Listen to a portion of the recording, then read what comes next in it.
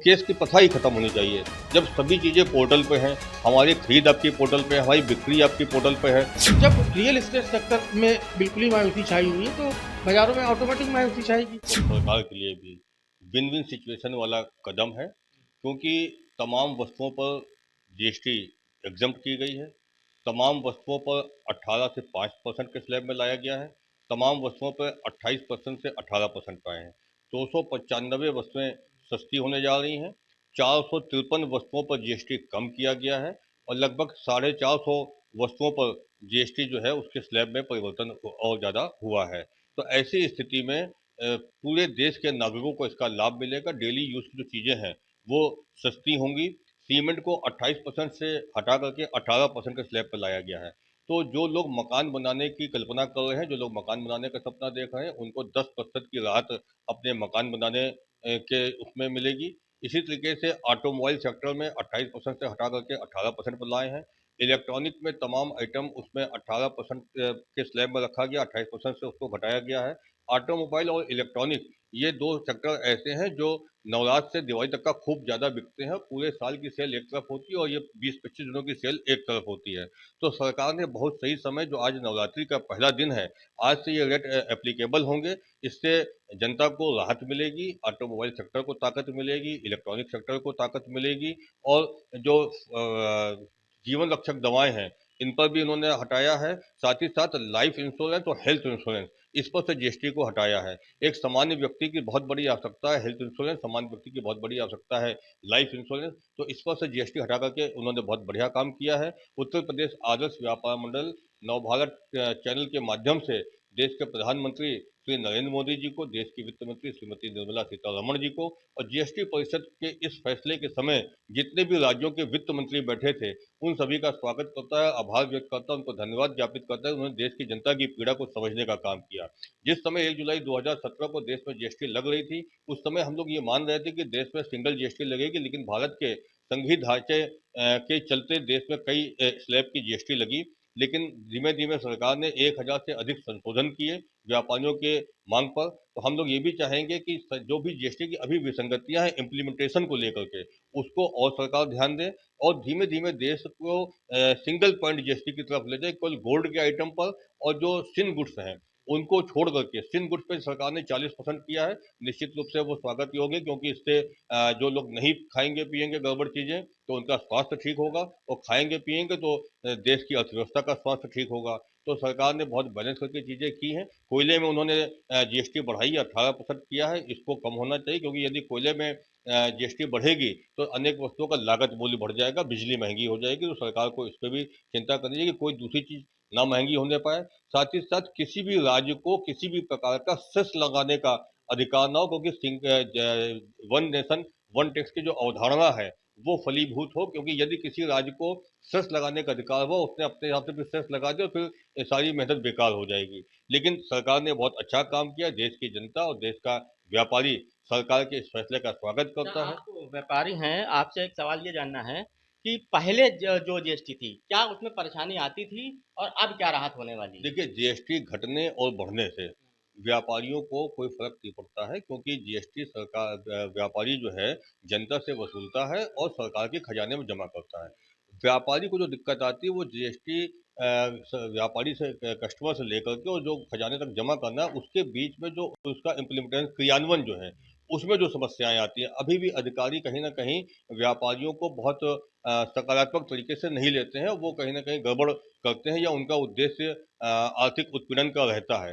हालांकि उसमें बहुत ज़्यादा कमी आई है, लेकिन अभी पूरी तरीके से समाप्त नहीं हुआ है। तो सरकार को इस दिशा में भी ध्यान देना चाहिए कि अधिकारियों का जो विवेक वाला शब्द है उस शब्द की चिंता करनी चाहिए कि वो अपने विवेक का इस्तेमाल करके व्यापारियों का, हम लोग के पास तमाम ऐसे एग्जाम्पल्स आते रहते हैं, कहीं गाड़ी रोक लेते हैं, कहीं उनका केस के नाम पे करता है, और केस की प्रथा ही खत्म होनी चाहिए। जब सभी चीज़ें पोर्टल पे हैं, हमारी खरीद आपकी पोर्टल पे है, हमारी बिक्री आपकी पोर्टल पे है, तो फिर 5 साल बाद, 2 साल बाद, 4 साल बाद आप केस क्यों कर रहे हैं? केस किस बात का? उस केस के नाम पर अधिकारी व्यापारियों का उत्पीड़न करते हैं। तो ये केस की प्रथा भी समाप्त होनी चाहिए। केस हर कई साल बाद आप टेस्ट निकाल देते हैं, कई साल बाद आप पेनाल्टी निकाल देते हैं। कोई आपको अगर त्रुटि दिख रही है, आप 1 महीने में 2 महीने में बता दें ताकि व्यापारी को भी याद रहे। उस समय का मुनीम बदल जाता है, उस समय का अकाउंटेंट बदल जाता है, हमको भी नहीं याद रहता। तो हम आज से 5 साल बाद हमसे कोई हिसाब मांगे तो हम उसका हिसाब कहाँ से दे पाएंगे? तो सरकार को इस पे भी ध्यान देना चाहिए। व्यापारी वो वर्ग है जो हमेशा समाज को देने वाला वर्ग है। आज आप देखेंगे जितने भी अनाथालय, पौषालय, गिरजाघर, मंदिर, मस्जिद, गुरुद्वारे बने होंगे, उन सभी में कहीं ना कहीं व्यापारियों का ही योगदान होगा। कोविड के समय व्यापारियों ने ही बढ़ चढ़ के हिस्सा लिया था। तो सरकार की जब भी व्यवस्था कहीं गड़बड़ होती है तो व्यापारी समाज ही आगे बढ़ करके आता है। तो ऐसी स्थिति में सरकार को व्यापारियों पे अधिक से अधिक विश्वास करना चाहिए। 1-8% गड़बड़ी कहीं भी हो सकती है, वो व्यापारियों में भी होगी, समाज के हर तबके में हो सकती है, लेकिन 99% व्यापारी ठीक ही होता है। सरकार को ये मान करके चलना चाहिए, तो सरकार देश की अर्थव्यवस्था और अधिक मजबूत होगी। चलिए, सरकार को ये मान के चलना चाहिए कि देश की व्यवस्था और अर्थव्यवस्था और मजबूत होगी।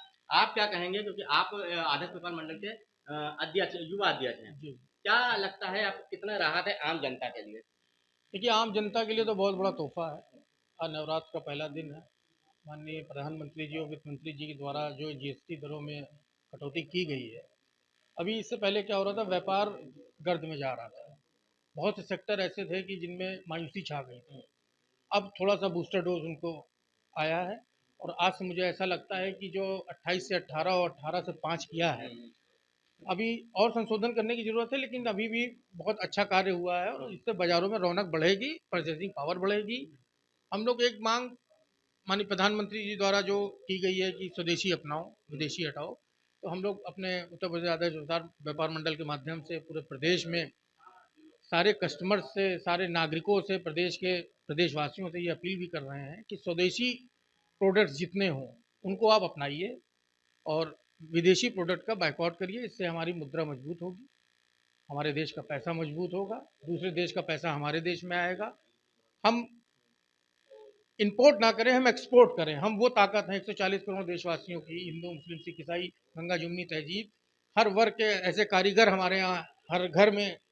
आप देखिए पूरे प्रदेश में, चाहे वो मुरादाबाद जाइए तो पीतल का काम हो, या मथुरा जाइए तो कपड़े का काम हो, तो हम, अब सोने चांदी का काम हो, पायल बनाने का काम हो, तो हम मार्कर हैं।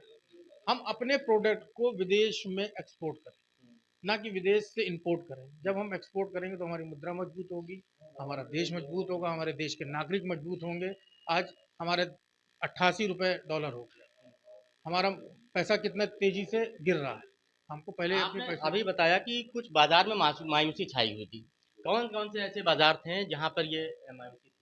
देखिए, रियल एस्टेट सेक्टर में बहुत ज़्यादा मायूसी छाई थी, क्योंकि इससे सबसे ज़्यादा गरीब आदमी जुड़ा। अब आप पूछेंगे गरीब कैसे जुड़ा है?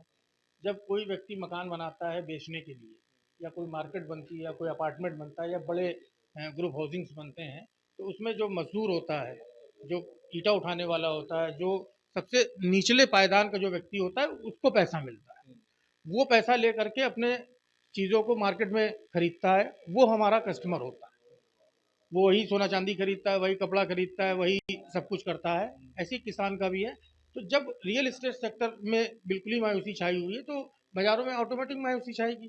जैसे ही रियल एस्टेट सेक्टर उठेगा, थोड़ा सा उसमें भी और अभी सरकार को बदलाव करने की ज़रूरत है, और अन्य चीज़ों में भी जब उठेगा तो मार्केट में जब ग्राहक दौड़ेगा तो व्यापार अपने आप खिलखिला उठेगा। चलिए, ये हमारे साथ हैं जो कुछ व्यापारी संजय गुप्ता जी और आशीष गुप्ता जी, जिन्होंने हमसे बात की, और साफ तौर पर इनका कहना है कि कुछ ऐसी चीजें हैं जिनमें अभी सरकार को सुधार करने की जरूरत है। हालांकि ये देखना काफी दिलचस्प होगा कि ये आम पब्लिक और जो व्यापारी के लोग हैं, इनको कितना फायदा पहुंचाता है, ये देखना काफी दिलचस्प होगा।